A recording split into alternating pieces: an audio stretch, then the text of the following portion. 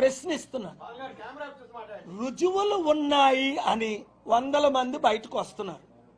ఎవరు? కుటుంబ సభ్యులు ఏమంటున్నారు? అది మా ప్రవీణ్ మా అన్నయ్య కాదు, ప్రవీణ్ చెల్లి అంటుంది, ప్రవీణ్ అసిస్టెంట్ అంటుంది. ఫోటోలు చూశారు మీడియాలో, వీడియోలో పోలీసులు రిలీజ్ చేసినాయి. అరే ఆ మోటార్ సైకిల్ అంత ఎత్తు మా అన్నయ్య లేడు, అంత పొట్ట మా అన్నయ్యకి లేదు అంటే 12 గంటల్లో పొట్ట వచ్చిందేమో నాకు తెలియదు, నాకు రాదు. 3 ఇంచులు వస్తుంది 3 సంవత్సరాల తర్వాత, మళ్ళీ తగ్గిపోతుంది. మరి పొట్ట లేనోడికి ఇంత పొట్ట ఎలా పెట్టారు? పొట్టిగా ఉన్నోడికి యావరేజ్ హైట్ ఉన్నోడి అంత పొడిగి ఎందుకు చేశారు? బుల్లెట్ అంత హైట్ ఉన్నప్పుడు యాక్సిడెంట్ అయితే ఆ యాక్సిడెంట్ అయినప్పుడు వీడియో ఏది? ఒకటే అడుగుతున్నాను. యాక్సిడెంట్ అయింది అంటున్నారు, ఆ వీడియో రిలీజ్ చేయండి. ఏం రిలీజ్ చేశారు? బాడీ కిందని పైని మోటార్ సైకిల్. యాక్సిడెంట్ ఎప్పుడైనా బాడీ కింద నుండి మోటార్ అయితే అంటే ఆ మోటార్ సైకిల్ ఏమైనా ఆక్సిజన్తో చంపింది ఆయన్ని? బాడీ కిందనేటి, మోటార్ సైకిల్ పైనేటి?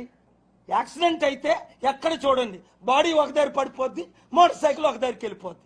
కాలు ఇరిగిపోద్దో, చెయ్యి ఇరిగిపోద్దో. హెల్మెట్ లేకపోతే అందరికీ హెల్మెట్లు దానం చేయమని అందరు ముఖ్యమంత్రులకి లెటర్లు రాశారు. ఎందుకు? 500కైనా ఇవ్వండి, దానమైనా చేయండి అని. ఎందుకు? హెల్మెట్ లేకపోతే చనిపోతాడు.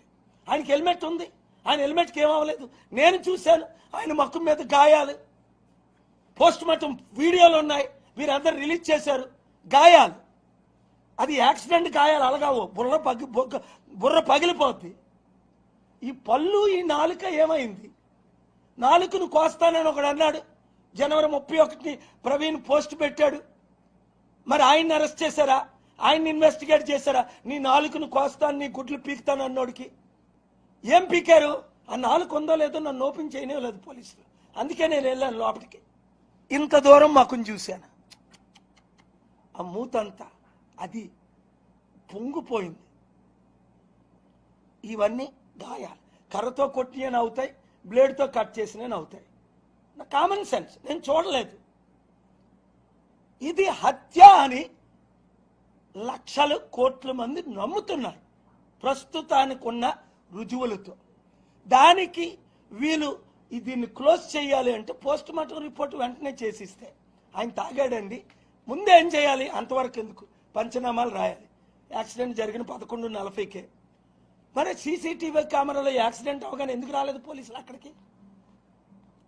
యాక్సిడెంట్ అయింది, ఏ వెహికల్ గుద్దింది ఇంకా ఇన్వెస్టిగేట్ చేస్తున్నారట. ఇప్పుడు ఏమైనా కొత్త వెహికల్ పెడతారు? మళ్ళా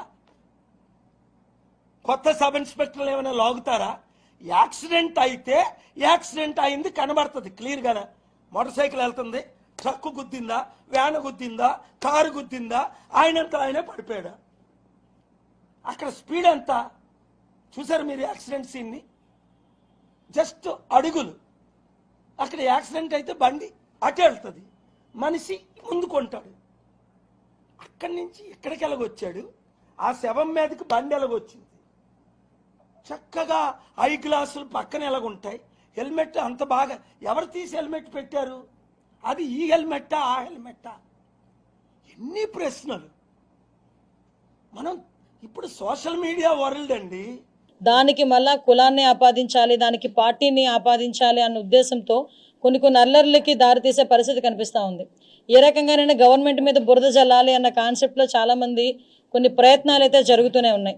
నేనేం చెప్పదలుచుకున్నానంటే ఏదైనా ఒకటి మాత్రం క్లియర్ అండి. గౌరవ చంద్రబాబు నాయుడు గారు ముఖ్యమంత్రి వర్యులు చెప్పింది ఏంటంటే క్రిమినల్కి క్యాస్ట్ ఉండకూడదు, క్రిమినల్కి పార్టీ ఉండకూడదు. క్రిమినల్ ఈజ్ క్రిమినల్ అంతే. అది ఎలాంటి ఏ పార్టీ వాడైనా అనవసరం, ఏ క్యాస్ట్ అయినా అనవసరం, ఎవరైనా అనవసరం. క్రిమినల్ అన్నవాడు ఎట్టి పరిస్థితుల్లోని కూడా తప్పించుకోవడానికి లేదు, ఎట్టి పరిస్థితుల్లో శిక్ష పడాలి. ఇదే concept. At the same time Chandrababu Naidu గారు వస్తున్నారు, గవర్నమెంట్ వస్తుంది అంటేనే ప్రజలందరికీ కూడా ఒక రకమైన భరోసా ఉంటుంది. చంద్రబాబు నాయుడు గారు లా అండ్ ఆర్డర్ని కంట్రోల్ చేయగలరు, at the same time crime రేట్ని కూడా తగ్గించగలరు అన్న ఒక మంచి ఒపీనియన్ కూడా ప్రజలందరిలోని కూడా ఉంది. దీన్ని ఏదో రకంగా డిస్ట్రాయ్ చేయడానికి కంపల్సరీగా ఒక రకంగా చెప్పాలంటే నేను చెప్పేది ఏంటంటే వాళ్ళ కక్ష సాధింపు చర్యలు అనొచ్చు, లేకపోతే కవ్వింపు చర్యలు అనొచ్చు. ఏదైనా కూడా కొన్ని ఇప్పుడు పొంగునూరు లాంటి సిచ్యువేషన్స్ అనేవి జరుగుతూనే మనకి కనిపిస్తూ ఉన్నాయి.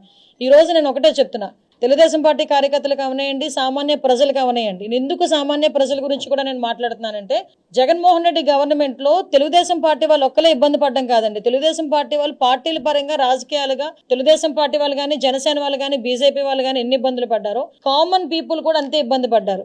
భూ కబ్జాల విషయంలో కానివ్వండి, వాళ్ళ మీద దాడుల విషయంలో కానివ్వండి, డాక్టర్ సుధాకర్ లాంటి డాక్టర్స్ విషయంలోనే కానివ్వండి, డాక్టర్ అనితారాణి లాంటి డాక్టర్స్ విషయంలో కానివ్వండి, కామన్ పీపుల్ ఒక ముస్లిం కుటుంబం ఏదైతే ఆత్మహత్య చేసుకున్న సందర్భం కానివ్వండి, ఒక అమ్మాయి సూసైడ్ చేసుకుని 10th క్లాస్ అమ్మాయి సూసైడ్ చేసుకున్న విధానం కానివ్వండి, చాలా మంది స్నేహలత అనే అమ్మాయిని చంపేయడం కానివ్వండి, నాగమ్మ అనే అమ్మాయిని చంపేయడం కానివ్వండి, ఇలాంటి అంటే పొలిటికల్ కి సంబంధం లేకుండా ఉన్న సివిలైన్స్ కూడా చాలా మంది ప్రజలు కూడా ఇబ్బంది పడ్డారు.